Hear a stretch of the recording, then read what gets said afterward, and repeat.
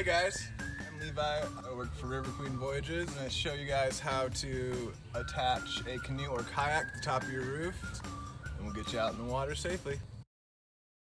Alright, we're going to be attaching these straps to the top of this vehicle to hold this canoe down. It's called a ratchet strap. We have two pieces. This strap. One strap goes on one side, the other strap goes on the other side.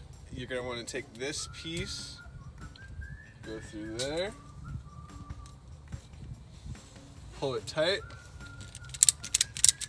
and go like that. Now I'll show you how to do it up there. So you want to attach one side to the one side of your rack. Throw it over. If you have a buddy, it helps. I don't have any buddies.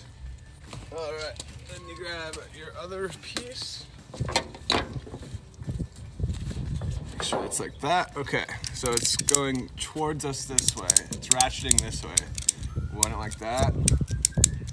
Get it lined up. Take this piece, feed it through the back. Important step, pull it tight before you ratch. Tighten it down. And my rule of thumb is if it moves the car, it's not gonna fly off. Ready to go,